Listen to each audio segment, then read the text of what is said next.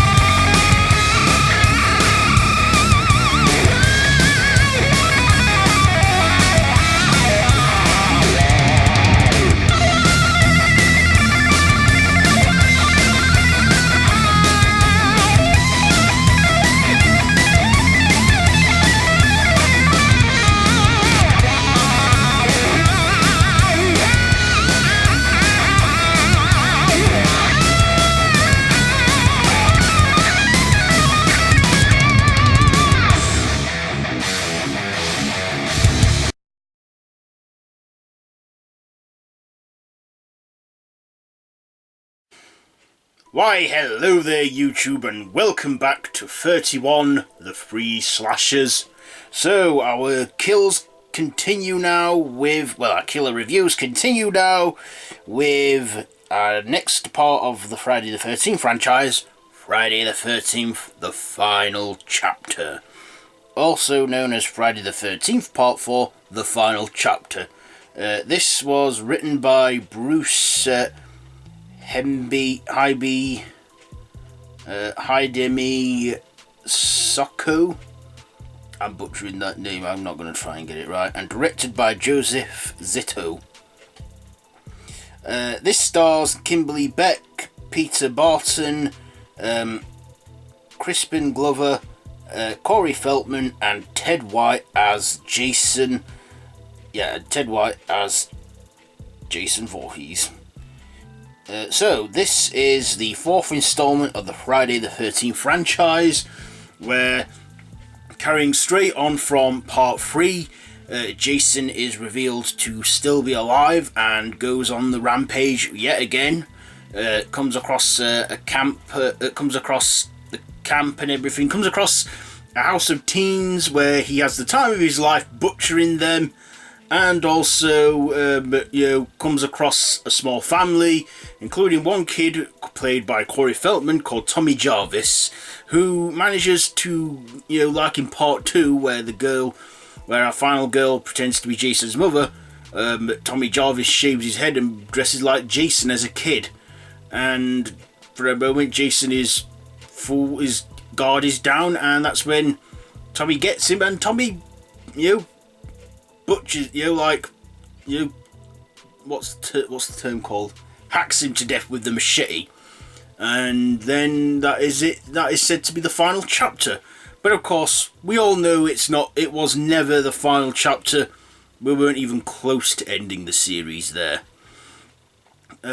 So yes, let's get right onto my likes and dislikes about this one, because. First of all, the likes. I liked Ted White in this. He's probably one of the best Jason portrayals, up there with Kane Hodder. And he played Jason in this one. I have to say, Jason was pretty much looked the same until he got his mask off, he looked completely different to the Jason we see in Part 3. But I don't think we're meant to notice that they've changed. In this, Jason again is still on the rampage of killing, and I like some of the kills he does, such as the first kill we see in the film where it's the coroner and Jason gets like the hacksaw and cuts his head before twisting it off. And then there's other kills in there where he grabs a woman, throws her out the window and slams her onto a car. There's even another kill where a girl's floating on a little canoe boat, a little inflatable boat, and then the machete goes up through her in the middle and kills her. There's even that kill with the girl with the banana, which I can remember, where she's eating the banana and Jason stabs her in the neck, and then the banana falls out of its skin. Don't know why I remember that, but I do. I like Jason in this. I also like Corey Feldman as Tommy Jarvis. He actually reprised the role in a dream sequence in the beginning of Part 5, but that was it from him from there. But Corey Feldman, I think, was doing a good performance in this. This was before Lost Boys as well, and just before The Goonies. I liked his performance in this as Tommy Jarvis. I like to think of Parts 4, 5 and 6 as the Tommy Jarvis trilogy, because it features that one protagonist. I mean, he's played by 3 different actors throughout, but that's what I like to think of it as. In fact, I've always wondered, what if they do another Friday the 13th sequel, which is a direct sequel to Part 4, and we forget all the others after that, so we still have Tommy Jarvis as the protagonist, do the whole, Laurie Strode-like thing. Anyway, I'm getting ahead of myself. Back to the review. I also liked our other characters in this. Not as memorable as Tommy Jarvis, I have to admit, but we do have some other characters in there. We have a final girl in this. What's her name? Is it Trish Jarvis? She's Tommy's mother, I think, or is she his sister? We get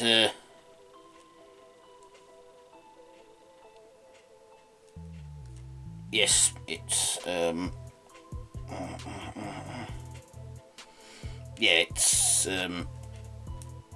well, she's related to Tommy, and in this, Jason dies at the hand of a kid.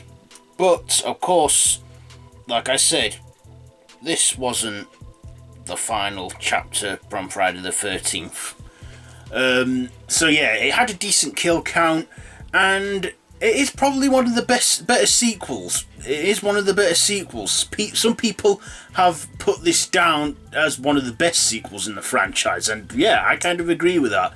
Is it my favourite sequel of the whole franchise? It's up there. It's up there with Part 6 and Part 2.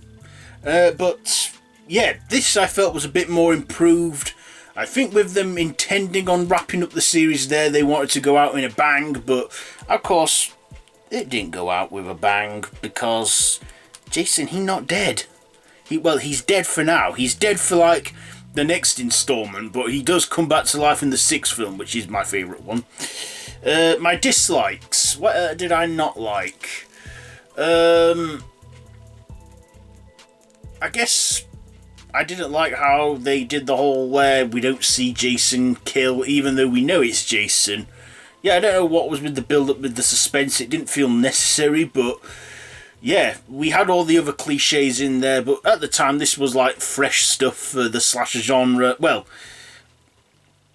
it was still not a very old thing back then, the whole teenagers, cliches, virgins survive, the drunk and sexed up get killed, whatever.